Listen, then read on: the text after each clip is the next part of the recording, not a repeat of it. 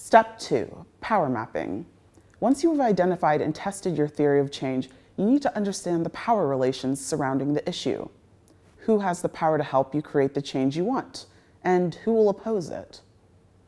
Who are the key target groups and decision makers that you need to move? Who is undecided or conflicted about your issue? Whose minds might be changed? Is this group big enough to be able to make the change you want? Which individuals and groups can you work together with? How can you grow your power? Power mapping is best done using a grid where you can map the different actors by their power and their level of support. This mapping exercise helps us identify our key campaign allies and targets and helps us think about how we can best work with or against them.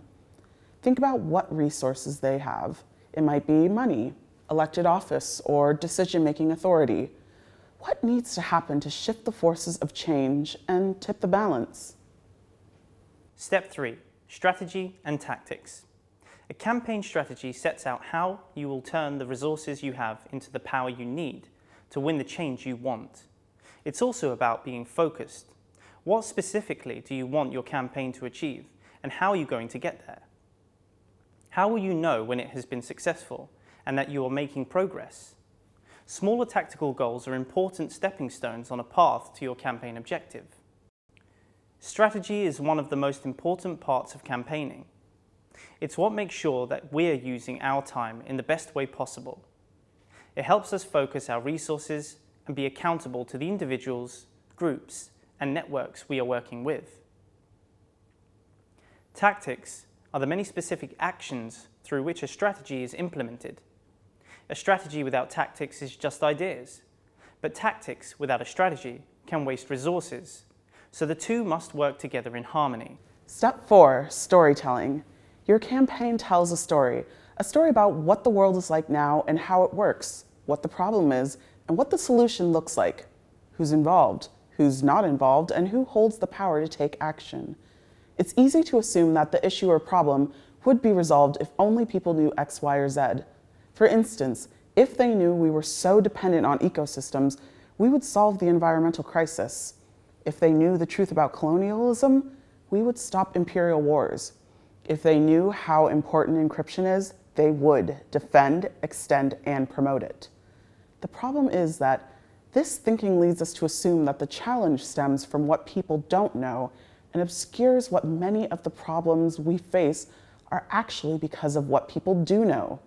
That is, the beliefs, worldviews, and stories that our cultures generate. A common mistake we can all make is to imagine the human mind as a blank slate. We assume that if we craft a captivating message and repeat it over and over, eventually people will begin to listen. The human mind is more like a swamp. It's filled with living and breathing material, and anything put in it will interact with what is already there, sometimes in unexpected ways. Frames are the lenses through which we interpret, understand, and organize our experiences. So the practice of framing is crafting messages, using metaphors and drawing on emotions that interact with the frames that already exist in our minds. By paying attention to the narrative landscape in people's minds, we know how effective our story is likely to be, and also whether we'll need to challenge an existing negative story or create new stories. To do this, we create a story-based campaign strategy and engage in a battle of the narrative. So consider what story your campaign is telling. Imagine you are talking to a relative at a family gathering or a stranger in an elevator. Is it weakening a negative story, strengthening a positive story, introducing a new story altogether, or something else? Values become beliefs, which become norms, which become actions. To successfully tell our encryption story, we can think in frames. F, frame the issue. Does it reinforce the vision and values that we are promoting? Framing means defining the problem, who will be broadly impacted, and the solution. R, reframe opponent's story and reinforce our frame. Make sure your message is not just reiterating your opponent's frame. Reframing means changing the terms of debate on the issue. A. Accessible to the audience. Who is your message trying to persuade? Be as specific as possible about the audience and ensure that the message is crafted in terms of language, context, and values that will be appealing to them. M. Memorable. The message has got to be memorable, easy to spread, and sticky. How can you encapsulate your message in a symbol, slogan, or metaphor that captures the essence? E. Emotional. People don't swing into action because of a pie chart. An effective message should speak to the person in terms of values and deliver some emotional impact. Trigger emotional responses with themes like tragedy, hope, anger, frustration, and joy. S. Simple and short. This means to get to the core essence of the issue. What is the most important point of the issue? What is it that makes it matter to your audience? Step 5. Tracking progress.